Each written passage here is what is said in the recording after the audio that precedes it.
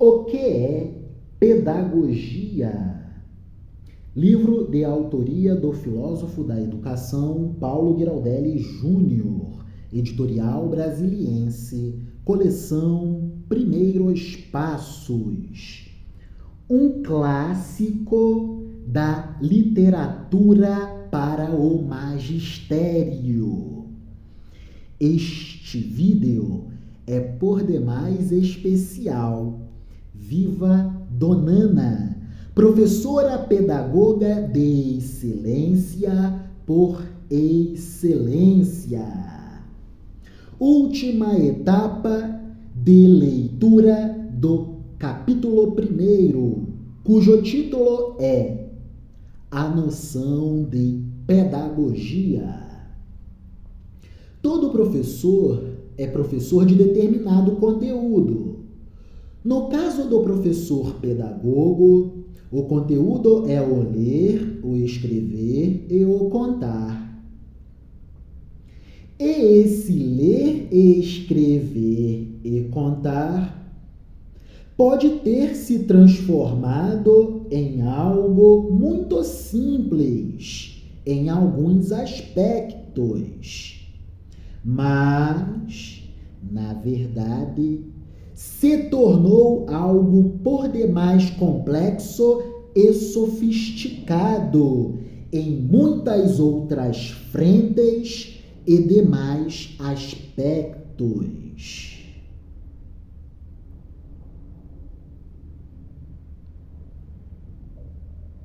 Licenciatura em Pedagogia, formação para a qual se exige uma boa formação no ensino médio.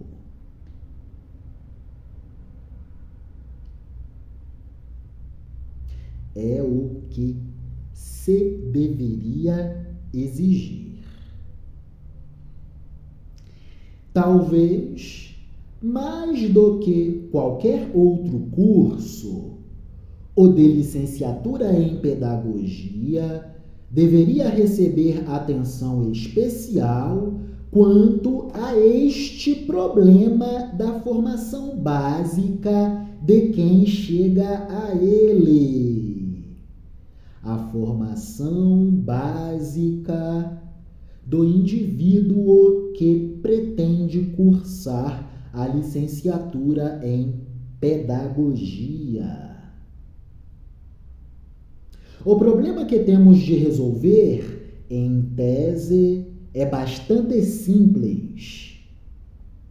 Teríamos de ter o professor pedagogo com real domínio de matemática, história, geografia, português e ciências, antes de vê-lo envolvido em discussões que mais têm a ver com as dissertações e teses de seus professores do curso de pedagogia do que com o que ele vai enfrentar em sua futura sala de aula, como professor de nossas crianças. Trabalhar sobre este problema buscando resoluções é impossível? Não é impossível. Afinal, fizemos isso no passado. Alô, Donana! Agora, tínhamos no passado uma escola normal, em nível médio, na qual a senhora Donana se formou na virada dos anos 1999 para os anos 2000. Na virada dos anos 1990 para os anos 2000, eu estava entrando no ensino médio e minha mãe estava se formando na formação de professores Antiga escola normal. Precisamos recuperar isso. Precisamos recuperar a escola normal.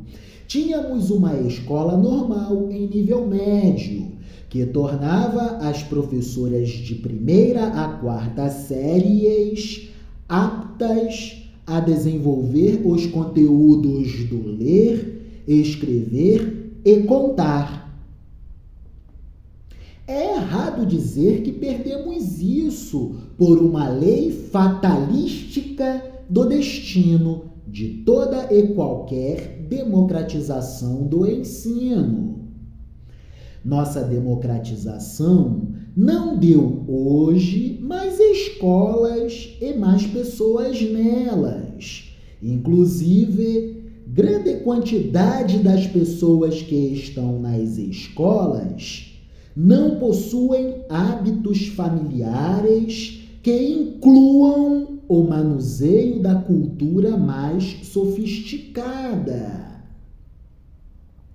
Mas não podemos nos fiar nisso para conseguir um consolo, pois outros povos conseguiram democratizar o ensino em meio a condições adversas, talvez até mais problemáticas do que as condições do Brasil. E nem por isso geraram um exército de professores pedagogos incapaz no trabalho de ensinar o ler, o escrever e o contar. Esse grave problema em nosso país não tem sido enfrentado, embora esteja estampado para boa parte da sociedade.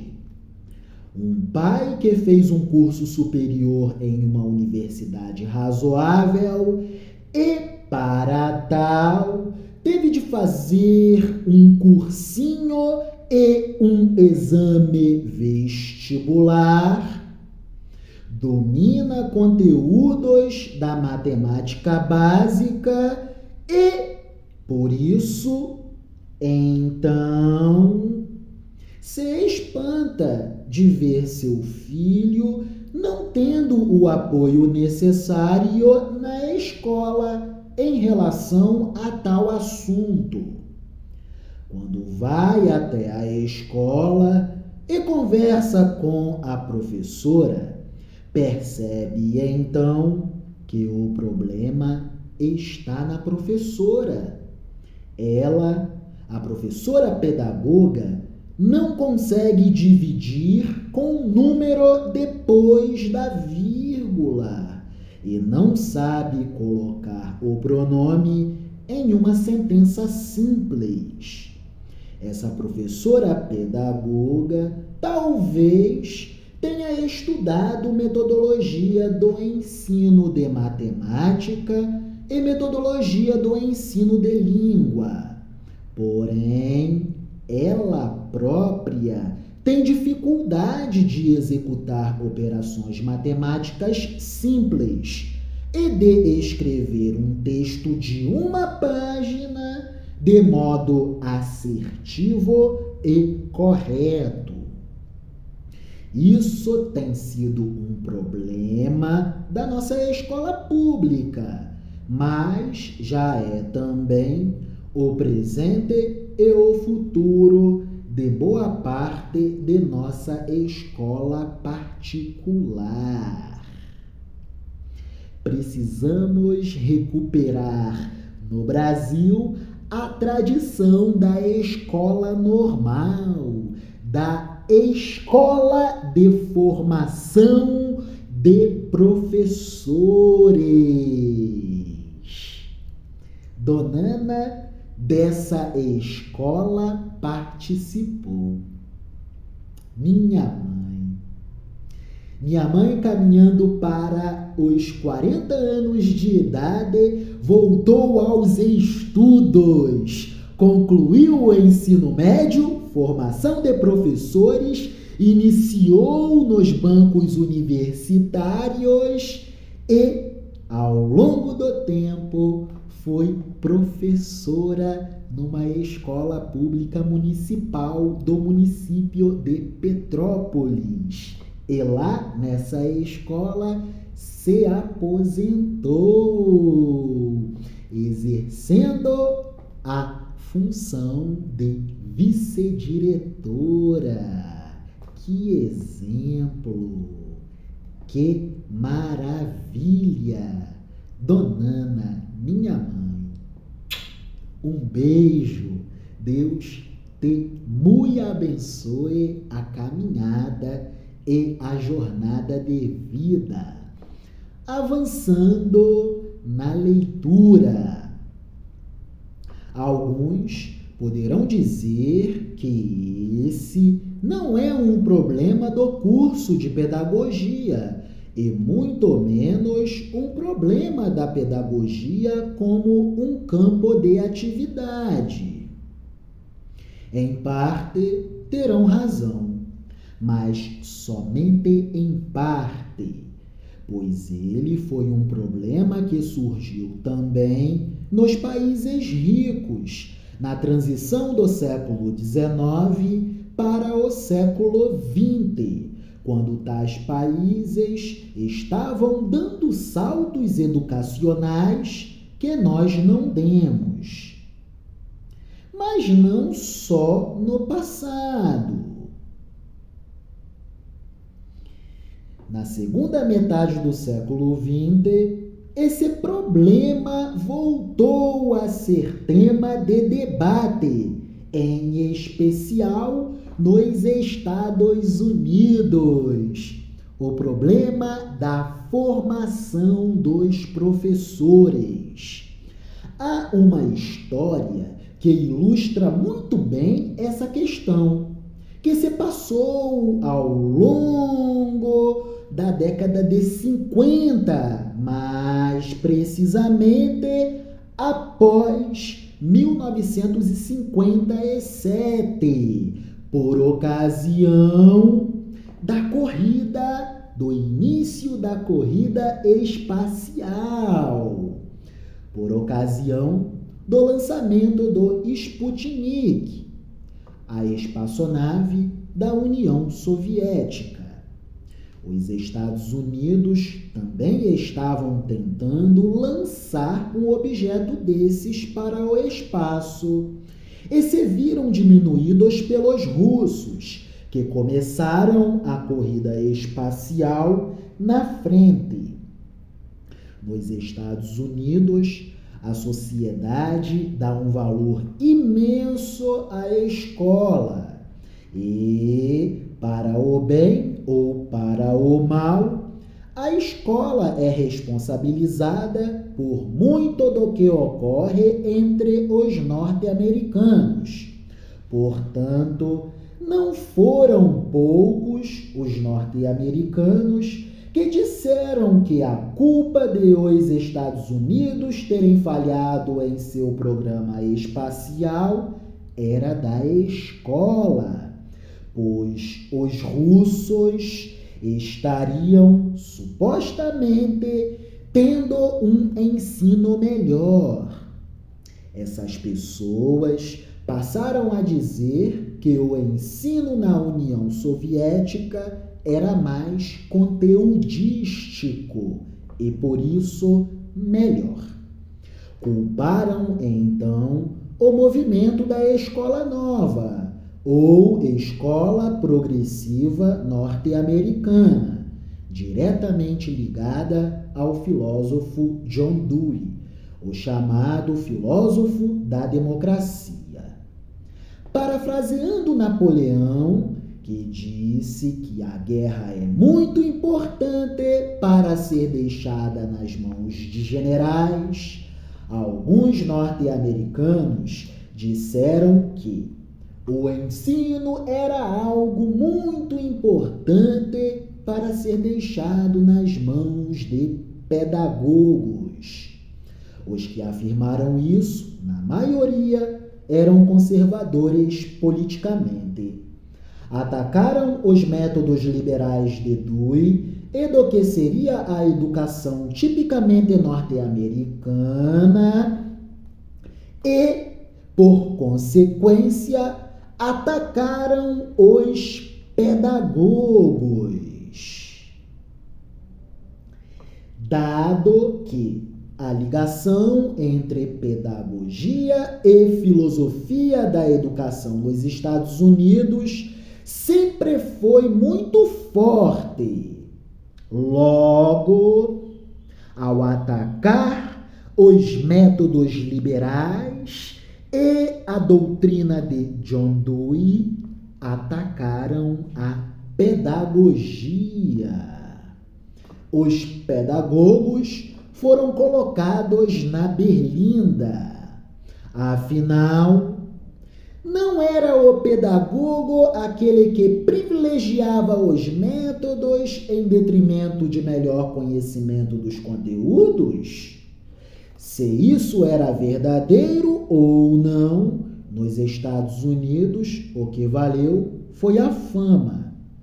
Os pedagogos tinham a fama de privilegiarem discussões sobre como a criança pensa e como os professores devem ensinar, e não de privilegiarem os conteúdos da matemática, das ciências e da língua pátria. E então, os pedagogos foram postos na parede e tiveram de recuar. Engenheiros, físicos e médicos quiseram dar a linha para a reformulação do ensino norte-americano. É interessante notar o modo pelo qual essa discussão se deu nos Estados Unidos naquela época, no final dos anos 1950 e início dos anos 1960. Os conservadores, exatamente os que se opunham ao liberalismo norte-americano radical e também se opunham ao socialismo e ao comunismo, justamente eles foram se inspirar na União Soviética, um país socialista comunista. Lá eles foram buscar inspiração para criticar John Dewey e, por tabela, a pedagogia como um todo. Os conservadores norte-americanos atiraram no que viram e acertaram naquilo que não viram. Dewey e sua pedagogia poderia não ser os culpados pelo enfraquecimento do ensino norte-americano. E talvez os Estados Unidos nem tivessem um ensino fraco, como diziam. E mais, a corrida espacial não era certamente um problema escolar. Afinal, os norte-americanos a venceram nos anos que se seguiram, e mais rapidamente do que se poderia esperar com base na Revolução Educacional. Mas o ataque dos conservadores norte-americanos nos serve de exemplo aqui, para entendermos que eles, de fato, farejaram um problema no âmbito da pedagogia. A facilidade com que ela separa na formação dos que optam por ela as estratégias e as discussões sobre o ensino, para um lado, e o conteúdo da relação ensino-aprendizagem como elemento central e básico para o outro. essa preocupação sobre o domínio dos conteúdos da relação ensino-aprendizagem se justifica hoje aqui no Brasil, mas não era justificativa para falar que os Estados Unidos, lá na década de 1950, perderam o início da corrida espacial para os russos por conta de um problema educacional. Afinal, no correr do curso do tempo, os Estados Unidos venceram a corrida espacial. E a União Soviética foi ao chão. Essa discussão sobre as preocupações da formação acadêmica do pedagogo, essa discussão que veio à tona no final da década de 1950, na verdade, já estava presente antes, nos debates entre os adeptos de determinadas correntes francesas e os adeptos de correntes norte-americanas em assuntos educacionais. E foi no interior desse debate que o termo pedagogia foi remodelado e ganhou as conotações que tem hoje entre nós. É o que apresentaremos no capítulo seguinte, o conceito de pedagogia. Capítulo 2 do livro O que é Pedagogia. Meditação final. Para ti, amada mamãe, Donana. O pedagogo é o professor do ler, do escrever e do contar. Cabe a ele imprimir efetividade, ganhos em termos de impacto social positivo em relação ao domínio da linguagem comunicacional dos seus alunos. O pedagogo é o professor do ler, do escrever e do contar. Ele é o educador com a maior capacidade de afetar o futuro cognitivo da criança e do adolescente sob os cuidados da escola. Um beijo, Donana.